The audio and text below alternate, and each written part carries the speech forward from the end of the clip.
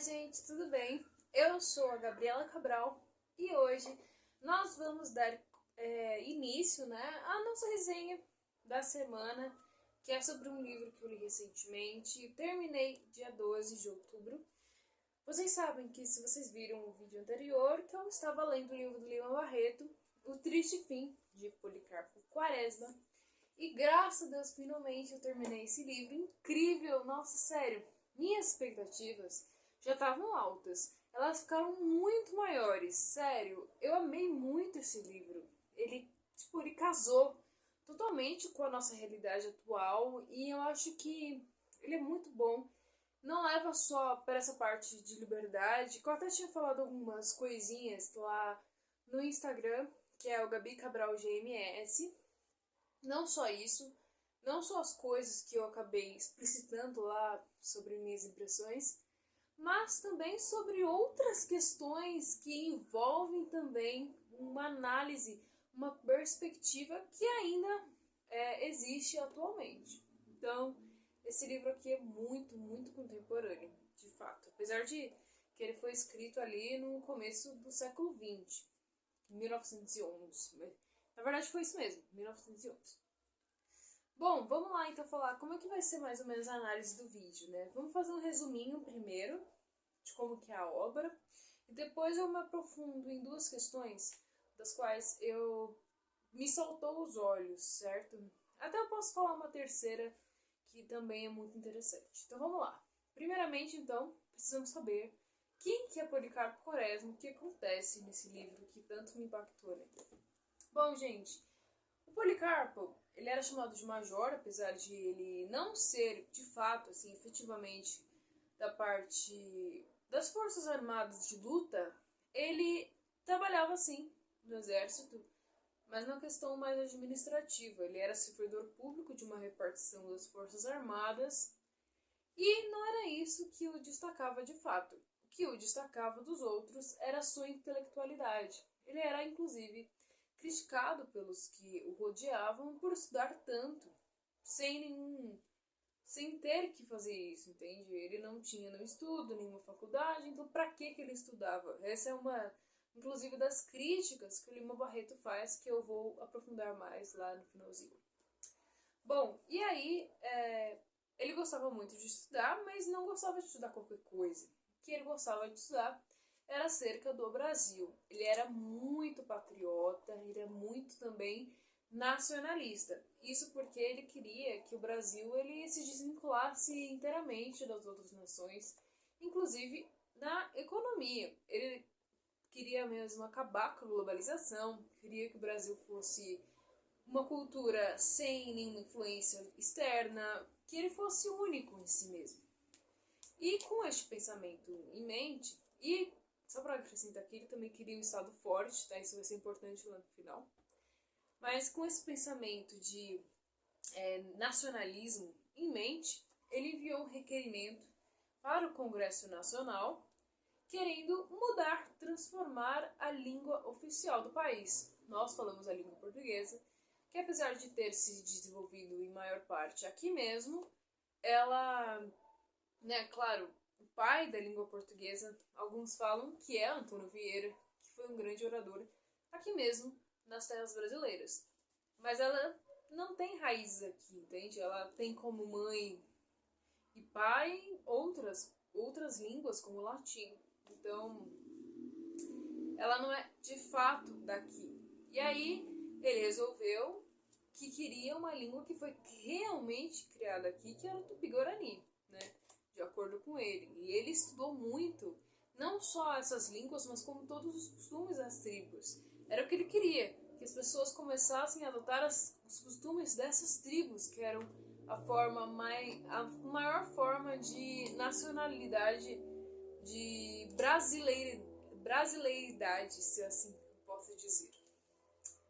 Bom, o problema é que esse projeto de lei, que é uma representação da liberdade, porque é uma ideia de uma pessoa que foi apresentada, e a liberdade consiste em que você pode apresentar a ideia que você quiser e isso não obriga os outros a necessariamente aceitá-la, concordam comigo? Entretanto, esse projeto de lei, Ele não só não foi aprovado, como ele caiu também em mãos erradas e em bocas erradas. Porque muitos por ignorância, acho que a maioria foi por ignorância, e alguns por maldade. E eu digo isso porque na época haviam muitos formadores de opinião, né? Vocês têm em mente que antigamente era muito mais difícil de alcançar um conhecimento se a pessoa não fosse atrás. Hoje, muitas vezes, o conhecimento vem até nós através das redes sociais, da TV, etc. E aí, apesar de esse conhecimento ser bastante discutível, né? Mas, enfim, é muito mais fácil o acesso às informações. E antigamente as pessoas elas tinham que confiar no que os formadores de opinião falavam, porque elas não tinham outra fonte. É bem diferente de falar que o povo não tem inteligência. Na verdade, eles têm. O povo sempre foi inteligente. A grande questão é que eles não têm um conhecimento. E aí eles não conseguem discernir a verdade do erro, do que é falso. Então, um povo é enganado, né? A Bíblia já diz que meu povo perece por falta de conhecimento. Então, é um divisor. Eu até vou repetir essa palavra mais à frente, mas vou usar aqui também. É um divisor de águas, né? O conhecimento, ele muda e transforma a perspectiva de uma pessoa. E mudou também, com esse conhecimento errado, a perspectiva do povo em geral, que começou a taxar o Policarpo de louco, de doido, que ele não podia falar ideias daquele gênero. Apesar de ser uma ideia que nós, atualmente, poderemos considerar como horrível e que nunca daria certo, se desse seria terrível para a população, as ideias, todas as ideias devem ter livre circulação, né? Elas não devem ser de nenhuma forma rechaçadas pelo sistema ou legalmente, mas elas devem ser rechaçadas pela própria sociedade, né? A própria sociedade ela acaba rejeitando-as quando tem princípios fortes e não as adota. Esse a grande diferença de todas as coisas. Continuando, então, quando ele foi taxado como louco, como doido, eles resolveram fazer alguma coisa. O sistema acabou colocando o Policarpo como insano, como uma pessoa que não tinha uma saúde mental adequada e jogaram no hospício. Isso tudo por causa de uma ideia diferente. E aí nós podemos falar, eu não quero ser de uma forma anacrônica, mas poderia ser uma representação do que nós podemos chamar hoje de espiral do silêncio. O que é isso? A espiral do silêncio ela pode ser caracterizada como a dominância de uma opinião sobre todas as outras, torna essa opinião dominante, torna um ambiente infértil, um ambiente hostil para o surgimento de novas reflexões, de novos pensamentos. Porque o ambiente, ele é exatamente isso, ele é infértil, não permite que nada brote. Nenhuma semente, que mesmo que essa semente vá melhorar ou fazer a sociedade progredir, é um ambiente tão ruim que não consegue, nada evolui. E isso é muito interessante. Isso acontece bastante, por exemplo, em universidades, né? E eu não estou falando aqui no contexto de pública ou privada, porque até as privadas, de alguma forma, tendem a ser ruins, apesar das públicas muitas vezes até sobressaírem nisso.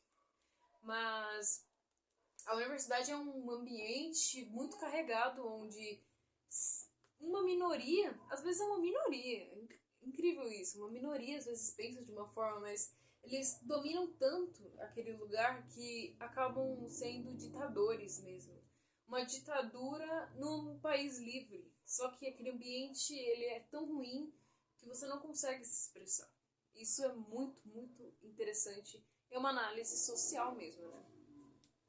Bom, então o Policarpo foi preso nesse hospício. Ele saiu, gente. Só que ele saiu ressabiado, né? Porque ele já estava com muito medo de acontecer aquilo de novo. Porque ele viu que as pessoas, elas são ruins. E aí eu quero trazer um parênteses aqui, porque conforme esse livro passa, nós vemos a evolução do Policarpo, sabe? Ele começa realmente a amadurecer, a sair da sua bolha e começa a ver o mundo na sua realidade. E nós vamos falar isso melhor no final. Mas, então, ele foi solto, né? E ele teve medo. Eu não vou dizer que ele foi prudente, mas ele foi muito mais cauteloso com relação ao que ele expõe, realmente colocava, né, a mostra para as pessoas nas suas ideias. Até na página 74, ele fala o seguinte, eu vou ler aqui para vocês, muito interessante. É o seguinte: as consequências desastrosas do seu requerimento em nada tinham abalado suas convicções patrióticas, continuavam as suas ideias profundamente arraigadas.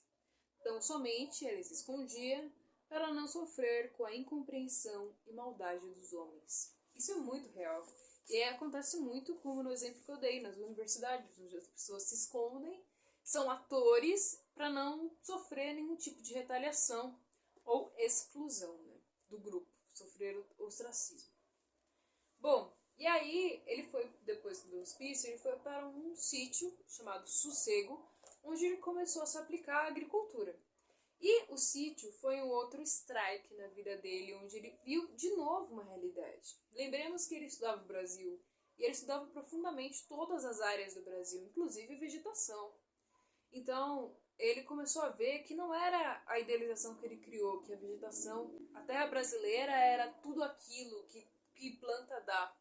Não, não era só assim. Tinha que ter um cuidado, tinha que ter um certo manejo. E ele começou a perceber todos os estudos dele caindo por terra. Mas o verdadeiro baque, a verdadeira transformação do Policarpo para ver o mundo real, porque como ele estudava muito, ele acabou contaminando a visão dele e ele começou a criar realmente ele começou a crer muito numa ideologia. Porque o que é ideologia? Ideologia é tudo aquilo que não é real, é uma ideia, vive no mundo das ideias. É uma idealização, um idealismo. E ele fazia o Brasil como se fosse um paraíso, como se fosse realmente o céu na terra. E ele começou a ver que, na verdade, o Brasil não era tudo isso. Ele tinha muito que melhorar. Ele não é que as pessoas não estavam explorando ele, não estavam vendo como ele via, não. É porque o Brasil realmente não era bom. Na guerra, foi uma guerra civil aqui no Brasil que teve na época de Marechal Floriano Peixoto. Vocês lembram desse? Foi o segundo presidente do Brasil, né, da República Velha. Inclusive, eu faço críticas aqui que, mesmo na escola, não ouvi falar tão mal dele, mas eu acho que ele devia ter sido mais criticado, porque até o Lima Barreto classifica ele como ditador.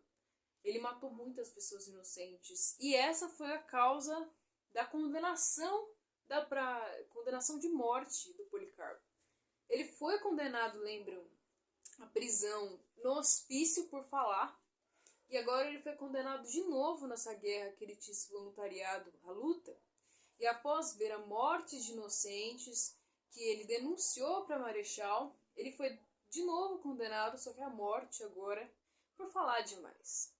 E aí, a partir dessa condenação, né, ele começou a perceber que a vida dele foi bem inútil. Ele realmente não fez o que importava. Porque o que importa?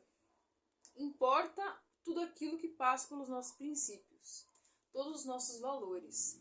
E ele percebeu que todos os estudos que ele fez foram inúteis. Ele não aplicou tudo o que ele fez, ele não estudou o que ele deveria ter estudado, ele não ajudou o próximo, ele não foi útil. E essa é a maior divisor entre um intelectual fajuto e um intelectual realmente útil. Porque o intelectual útil, ele aplica não só na vida dele, como na vida dos outros. E o intelectual fajuto guarda para ele crescer e se achar alguma coisa. Só que ele é muito menor. Só porque ele leu milhões de livros e guardou para si, ele é muito menor do que aquele que leu 3 livros, mas aplicou todos os livros que ele leu na vida dos outros e na sua própria vida. Então isso é um conselho interessante que eu acho que o Lima Barreto até aborda, que é o como precisamos rever os nossos conceitos de estudos, não quantidade, mas qualidade. e ver se nós estamos realmente sendo úteis para o próximo e aplicar isso na nossa própria vida também. Então, essa é uma parte interessantíssima. Outra coisa, não se prender a ideologias, que são revoluções, são ideias revolucionárias e ideias que idealizam toda a sociedade, como se ninguém errasse e como se ninguém fosse corrupto, como se o mundo vivesse sem nenhum pecado e todos fossem perfeitos. São ideologias. Não devemos nos prender a isso. Nós devemos... É isso que o clássico, ele faz. A verdade faz isso, né? O clássico, ele traz à tona a realidade. Ele traz a nossos olhos a verdade. Que no direito nós chamamos de dever ser aquilo que deveria... Como deveria ser alguma coisa, né? O dever ser é o ideal. Não, o clássico mostra o que realmente é. É interessante que o Olavo de Carvalho ele fala que a filosofia... Para que serve a filosofia? Ela é para nos mostrar a verdade de forma translúcida. Os nossos estudos devem findar a isso. Ter esse objetivo. De mostrar a verdade para nós e para os outros. E outra coisa que é muito interessante, que eu queria pontuar, é que a verdade sempre vem à tona, tá? Se você pensa que esses comunistas todos aí, que creem fielmente nisso, vão ficar assim para sempre, você está muito enganado. A Bíblia, em Lucas, fala que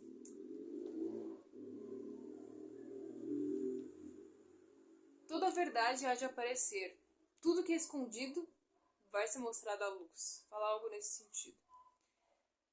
E aí, pode ter certeza que isso vai se cumprir. Assim como Policarpo Quaresma, perto da morte, porque a morte é a mais próxima à verdade que nós podemos apalpar, tanto que muitos dizem que a única certeza da vida é a morte. Ele viu que ele perdeu tempo. Esses comunistas e todas as pessoas que creem em ideologias das mais diversas irão cair um dia na realidade. Pode ser que seja tarde ou não. Mas elas vão enxergar um dia, sabe? Vai aparecer isso para elas. Elas vão ver o quão perda de tempo elas tiveram. Então, você pode fazer a sua parte. E já que você tem esses estudos, ajudá-la. Mas caso isso não aconteça, caso essa pessoa não se convença, não se preocupe. Porque, de qualquer forma, a verdade vem à tona. Ela sempre vem. E a terceira coisa que eu vou mostrar aqui pra vocês, na verdade, nem é a terceira, é a segunda, né? Porque a primeira que eu queria mostrar é com relação aos estudos. A segunda é com relação à censura. Policarpo foi censurado. Caiu na espiral do silêncio. Uma das pautas atualmente é sobre a liberdade de expressão, né? Qual a sua importância, qual o seu significado? Não entrarei nesses méritos. Mas é muito importante nós analisarmos que Lima Barreto escreveu esse livro poucos anos antes da eclosão dos regimes nazifascista, que são os regimes mais totalitários. Eu posso dizer que é uma das mais tenebrosas partes da nossa história mundial. Esses dois regimes sabem como eliminar pessoas, sabem como eliminar ideias e sabem como controlar e manipular as pessoas. Então, quando alguém chama por exemplo, quando chamam o presidente da República atual de fascista, será que você sabe mesmo o que significa isso? O Policarpo, ele sentiu um pouco do gostinho do que seria o fascismo, mas nem aquilo pode ser chamado inteiramente de fascismo, porque ele não estava vivendo nisso. Mas a censura, com certeza, é uma das armas mais poderosas desses regimes totalitários, porque vai calar todas as opiniões que são contrárias a ele. Então é importante nós analisarmos que o rechaçar de ideias não deve ser, como já foi dito, pelo sistema, mas deve ser pela própria sociedade que não aceita essa história por estar firme em princípios e não acata ideias assim.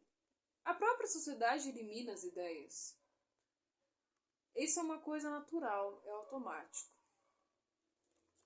E a terceira coisa que eu quero falar é sobre a importância dos estudos novamente. E eu só quero focar nisso porque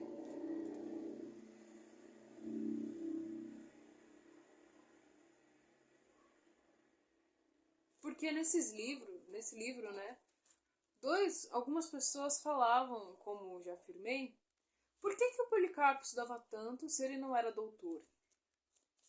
E é importante salientar que você não precisa, nem sempre, na verdade, a gente estuda mesmo na faculdade. Muitas vezes a gente estuda de fato mesmo é fora. Então, o estudo não está restrito ao diploma, tá? O estudo não está restrito a um canudo, a um título, a uma graduação, a uma instituição. Não. O estudo, ser um estudante, é se dedicar sem ninguém mandar você fazer isso. Você vai lá e lê um livro, estuda o livro, isso aí é ser estudante. Todos nós somos estudantes. Alguns são estudantes praticantes, outros não. Então nós devemos o quê? Nós devemos saber que não é referência ao título de graduação, de doutorado e pós-doutorado que faz uma pessoa de estudante. Títulos não fazem uma pessoa sábia, não fazem de uma pessoa confiável e não fazem de uma pessoa que pode poder falar o que quiser.